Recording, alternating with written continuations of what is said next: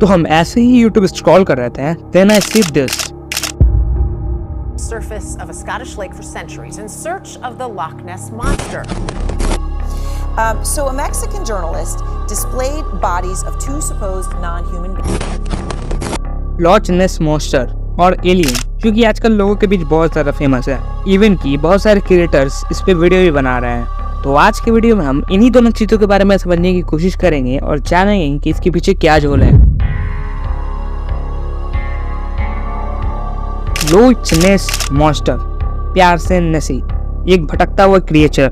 Launch नेस झील के पास देखी गई इस क्रिएचर के बारे में लोगों के बीच बहुत सारी बातें निकल कर आती हैं। सॉरी फॉर डिस्टर्बिंग बट एक जगह मेरे से प्रोनाउंसिएशन में गड़बड़ी हो गई है। ये लॉच नेस मॉन्स्टर नहीं बल्कि लॉक नेस मॉन्स्टर है। So enjoy the video. तो इसका पहली बार जिक्र 6th सेंचुरी में हुआ था, जिसके शुरू में एक पुराने सेल्टिक लेजेंड की बात की जाती है, जिसमें एक पानी में रहने वाला एनिमल लोगों को डराता था। और ये कहानी पर आज भी लोग उतना ही विश्वास करते हैं जितना पहले करते थे। लॉच नेस मॉन्स्टर के बारे में पहला एविडेंस 1930s में आया था, जब एक ब्रिटिश डॉक्टर आर.के. विल्सन ने झील के किनारे से एक तस्वीर ली थी जिसमें एक बड़ा और वियर्ड सा क्रिएचर दिख रहा था। इस तस्वीर ने दुनिया भर के लोगों में ये सवाल जगा दिया कि this type of creature really exist और नॉट। इस तस्वीर की फेमस होने के बाद एज यूजुअल इसे ढूंढने की कोशिशें तेजी से शुरू हो गईं, लेकिन इस क्रिएचर को कोई भी नहीं पकड़ सका। हर समय नेसी के दिखने या ना दिखने का न्यूज लोगों के बीच बना रहता। इस दौरान कई नए वीडियोस और इमेजेस भी सामने आए जिसमें लोग कहते थे कि वो नेसी को पकड़ चुके हैं, लेकिन ये साबित करना बहुत ही मुश्किल था।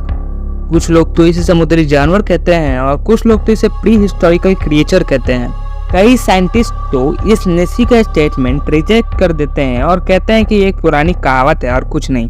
बट दूसरी तरफ कुछ साइंटिस्ट और रिसर्चर्स इस बात को नहीं मानते हैं और वो समझते हैं कि झील के अंदर कुछ बड़ी चीजें हो सकती हैं जो अभी तक साइंटिस्ट के हाथ में नहीं आई है। और कई बार सोनर और अंडर वाटर कैमरा से ली गई तस्वीर भी आती है जिसमें कुछ स्ट्रेंज एनिमल के क्लू मिलते हैं।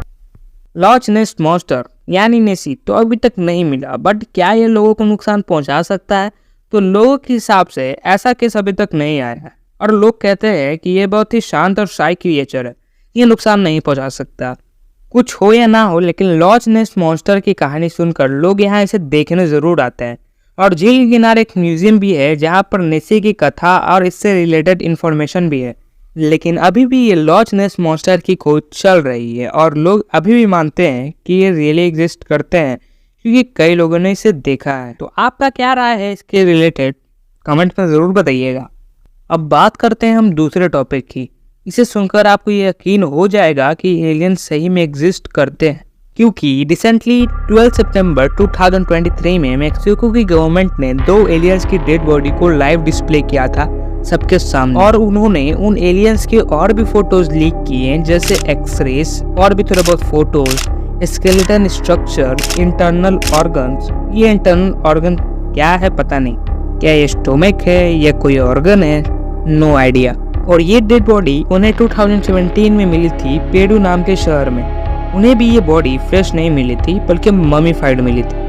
लेकिन जब साइंटिस्ट ने इस एलियन पर टेस्ट किया तो पता चला कि ये जो भी क्रिएचर है इसका 30% डीएनए अननोन है और ये हजारों साल पुराना है। And this is actually a big thing, जिससे ये प्रूव हो सकता है कि ये एक्चुअल में एक एलियन की बॉडी है। बट अगर हम इनके बॉडी स्ट्रक्चर को देखें तो इनके 3 फिंगर्स हैं, फेस स्ट्रक्चर कुछ ऐसा है और इनके ब्रेन बहुत ज़्यादा डेवलप हैं एज कम्पेयर टू ह्यूमन। और ये सब चीज़ें दिखाती हैं कि एक एलियन है और एलियन एग्जिस्ट करते हैं। बट उन्होंने अभी तक ये कहा नहीं है कि एक एलियन की बॉडी है, उन्होंने इसे एक अननोन क्रिएचर क्लेम किया है।